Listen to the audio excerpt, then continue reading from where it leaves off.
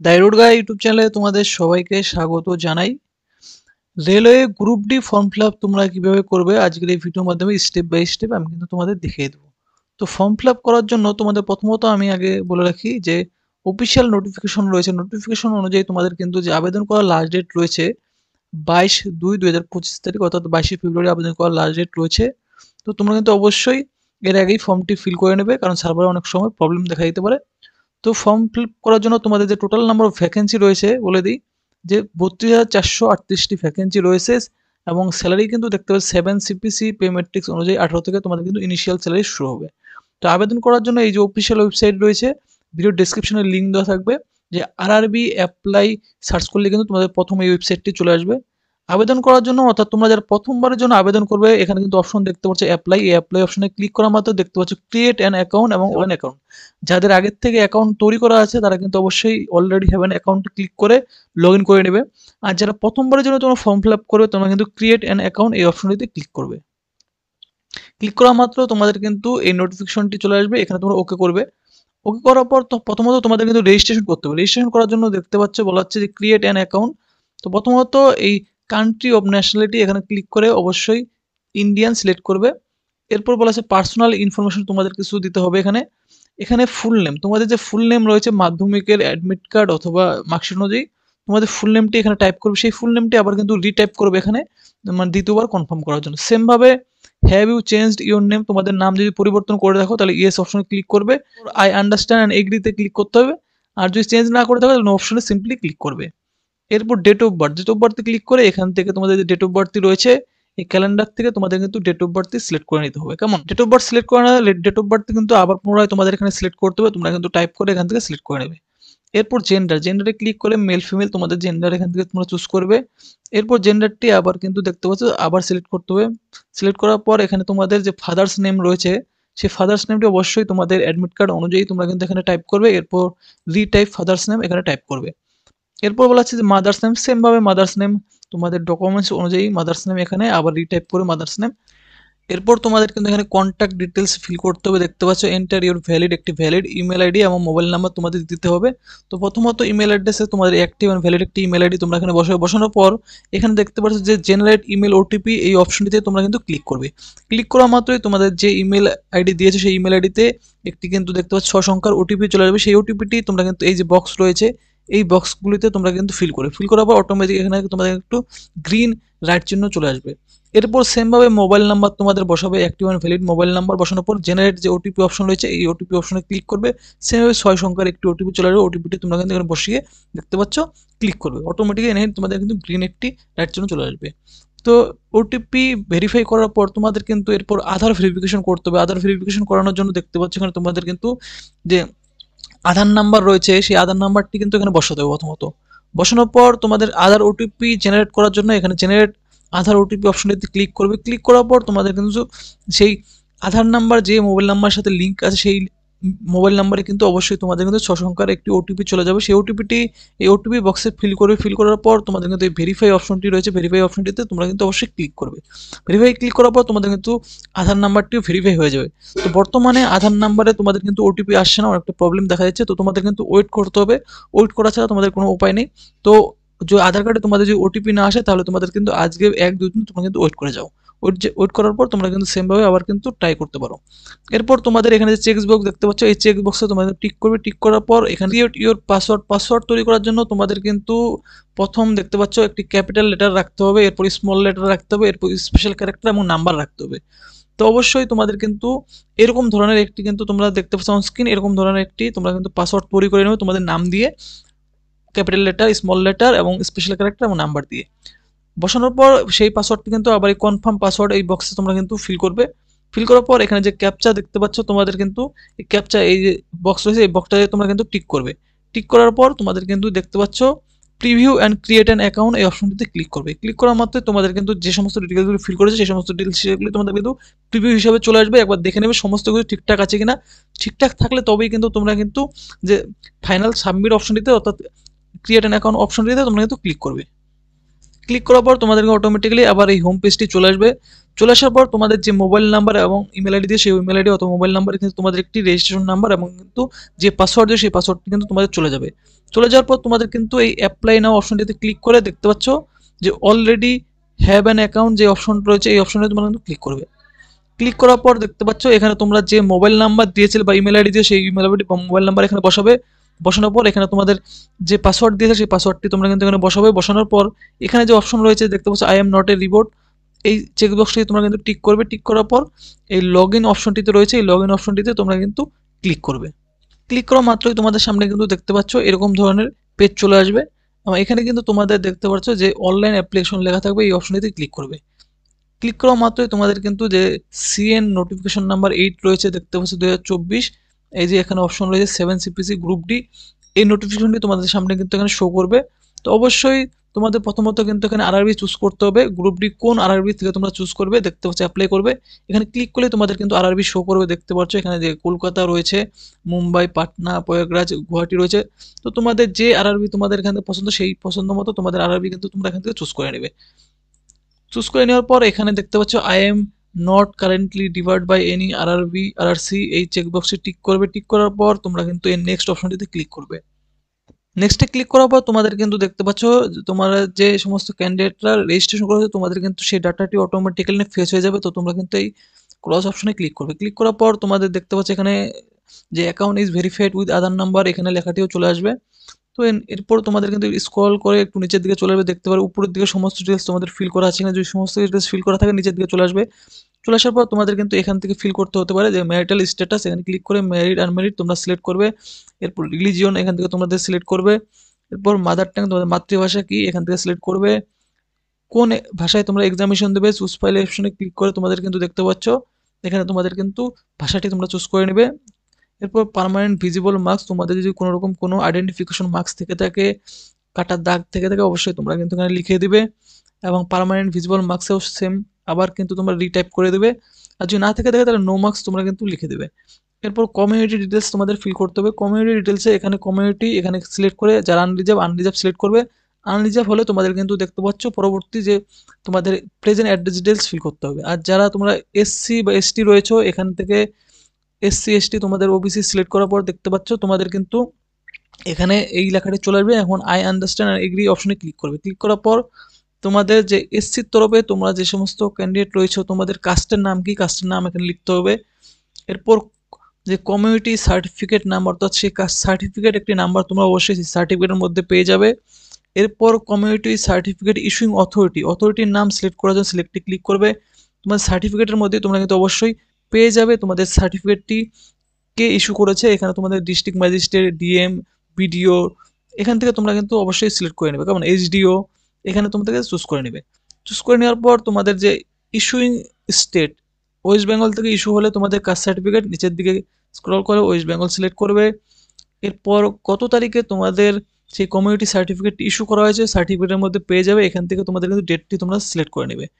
এরপর তোমরা যদি এক্সামিনেশন দেওয়ার জন্য ফ্রি রেল টিকিট তোমরা যদি পাস চেয়ে থাকো তাহলে অবশ্যই সিলেক্ট অপশনে ক্লিক করে তোমরা কিন্তু ইয়েস করবে।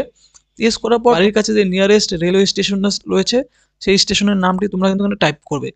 টাইপ করে দেওয়ার পর তোমাদের কিন্তু যে তোমাদের কাস্ট সার্টিফিকেট রয়েছে যে কাজ থেকে তোমরা চুজ করেছো সেই কাস্ট সার্টিফিকেটটি কিন্তু ম্যাক্সিমাম 500 কপির মধ্যে পিডিএফ করে আপলোড করতে হবে। আপলোড করার জন্য আপলোড ডকুমেন্টে ক্লিক করবে। ফাইল চুজেন এই অপশনটিতে ক্লিক করার পর তোমাদের সেই স্টোরেজ থেকে তোমাদের সেই 500 কপির মধ্যে পিডিএফটি কাস্ট সার্টিফিকেটে তোমরা কিন্তু চুজ করার পর সেভ অপশনে তোমরা ক্লিক করবে। সেভে ক্লিক করার পর ডকুমেন্ট আপলোড সাকসেসফুলি লেখা চলে আসবে। এরপর নিচের দিকে স্ক্রল করে চলে আসবে। আসার পর তোমরা কিন্তু এখানে দেখতে পারবে যে তোমাদের কিন্তু প্রেজেন্ট অ্যাড্রেস তোমাদের ফিল করতে হবে। প্রেজেন্ট অ্যাড্রেস ফিল করার জন্য দেখতে পাচ্ছ এখানে স্টেট অবশ্যই ক্লিক করে ওয়েস্ট বেঙ্গল সিলেক্ট করবে। তোমাদের ডিস্ট্রিক্ট নিজের ডিস্ট্রিক্টের নামটি এখান থেকে সিলেক্ট করবে। এরপর যে তোমাদের অ্যাড্রেস রয়েছে পুরোপুরি অ্যাড্রেসটি কিন্তু এখানে টাইপ করে তোমরা এইভাবে বসিয়ে দিবে। এরপর প্রেজেন্ট নিয়ারেস্ট সিটি অথবা মেজর টাউনের নাম, তোমাদের যে টাউন রয়েছে বাড়ির পাশে সেই টাউনের নামটি তোমরা এখানে অবশ্যই বসাবে।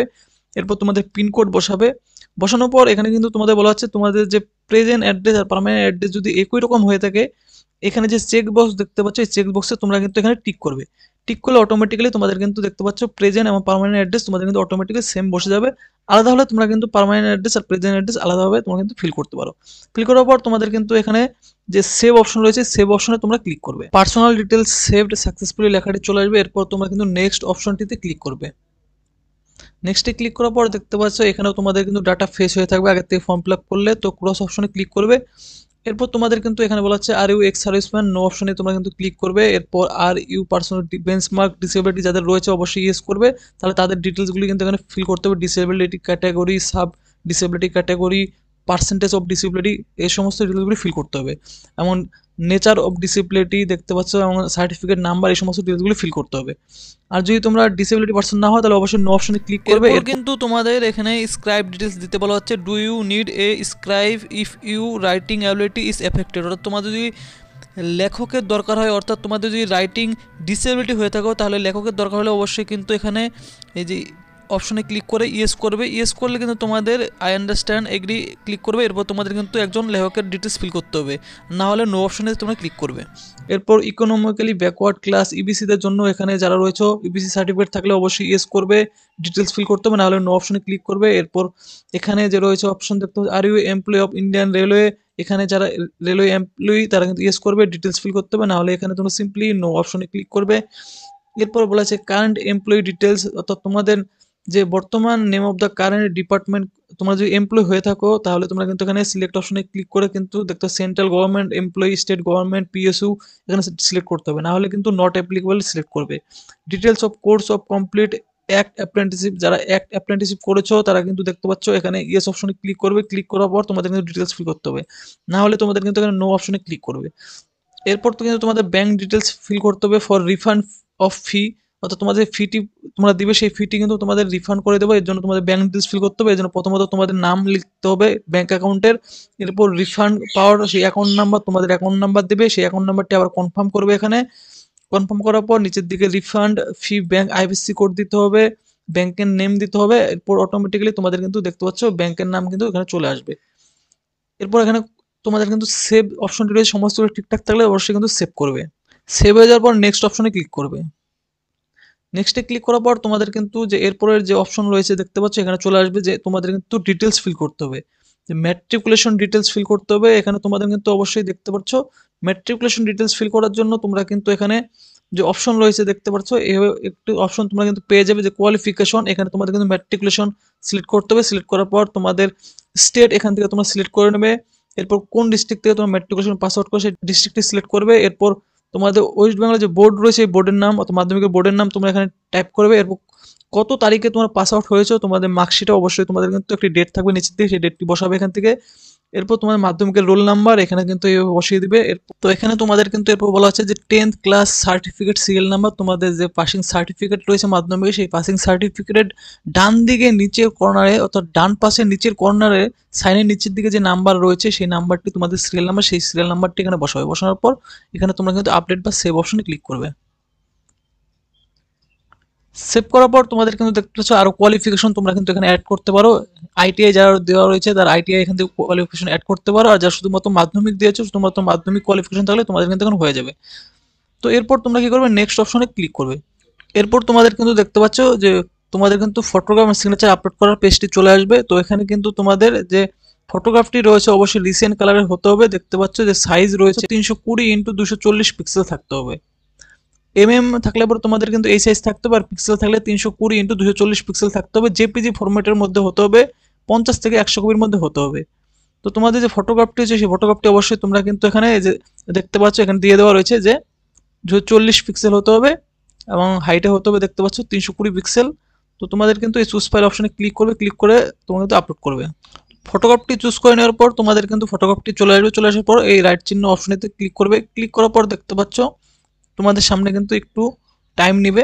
টাইম নেওয়ার পর তোমাদের ফটোগ্রাফটি দেখতে পাচ্ছ মানে আপলোড হয়ে যাবে। আপলোড হয়ে যাওয়ার পর তোমাদের কিন্তু সিগনেচারটি কিন্তু তোমাদের দেখতে পাচ্ছ যে লেন্থ হবে 140 পিক্সেল এবং হাইট হতে হবে দেখতে পাচ্ছ 60 পিক্সেল। এই মাপের একটি সিগনেচার কিন্তু তোমাদের দেখতে পাচ্ছ 30 থেকে 50 কেবির মধ্যে হতে হবে। তো চুজ ফাইল অপশনে ক্লিক করে আপলোড করবে। সিগনেচারটি চুজ করার পর দেখতে পাচ্ছ এখানে তোমাদের কিন্তু সমস্ত কিছু ঠিকঠাক থাকলে হাইট উইথ রাইট চিহ্নতে ক্লিক করবে। ক্লিক করার পর তোমাদের কিন্তু একটু টাইম নেবে। এরপর তোমাদের দেখতে পাচ্ছ সিগনেচারটিও কিন্তু এখানে আপলোড হয়ে যাবে। আপলোড হয়ে যাওয়ার পর দেখতে পাচ্ছ সেভ অপশনে ক্লিক করবে। সেভে ক্লিক করার পর নেক্সট অপশনে ক্লিক করবে। নেক্সট অপশনে ক্লিক করার পর এখন কিন্তু তোমাদের যে তোমরা আরআরবি সাইট চুজ করেছো, তোমাদের আরআরবি গুয়াহাটি বা কলকাতার যে সাইটটি তোমরা চুজ করবে, সেই আরআরবি চুজ করার পর তোমাদের কিন্তু সেখানে যে পোস্টগুলি রয়েছে সেই পোস্টগুলি কিন্তু তোমাদের প্রিফারেন্স দিতে হবে অর্ডার অনুযায়ী, সিরিয়াল নাম্বার অনুযায়ী। তোমাদের কিন্তু 1 2 3 4 করে এখান থেকে বা পাশ থেকে তোমাদের কিন্তু প্লাস অপশনটি দেখতে পাচ্ছ, এখানে ক্লিক করে তোমাদের কিন্তু অ্যাড করতে হবে। তো তোমরা কিন্তু অবশ্যই আগের থেকে তোমাদের যে আরআরবি চুজ করো সেই আরআরবি অনুযায়ী তোমাদের কিন্তু যে পোস্ট প্রিফারেন্স কিন্তু 1 2 3 4 করে সিলেক্ট করে তোমরা কিন্তু রেডি রাখবে। রেডি রাখার পর তোমরা কিন্তু এখান থেকে দেখতে পাচ্ছ যে এখানে চুজ করবে। এটাকে যদি 1 নম্বরে রাখতে চাও তোমরা এনএফআর অ্যাসিস্ট্যান্ট ওয়ার্কশপ, এখানে তোমরা ক্লিক করে প্রথমত, এরপর দেখতে পাচ্ছ যে অ্যাসিস্ট্যান্ট এসএনটি, এখানে ক্লিক করবে 2 নম্বর চলে আসবে। তো এইভাবে তোমরা কিন্তু এক এক করে তোমরা কিন্তু প্রতিটি প্রিফারেন্স কিন্তু এখানে তোমরা চুজ করবে। তো এরকমভাবে তোমাদের কিন্তু দেখতে পাচ্ছ প্রতিটি কিন্তু প্রিফারেন্স 1 2 3 4 করে প্রতিটি প্রিফারেন্স দেবে, একটাও কিন্তু প্রিফারেন্স তোমরা কিন্তু ছেড়ে দেবে না। তো প্রতিটি প্রিফারেন্স তোমরা কিন্তু ফিল করার পর তোমাদের কিন্তু দেখতে পাচ্ছ এখানে যে অপশন রয়েছে I have exercise and checked my order, এখানে কিন্তু তোমরা টিক করবে।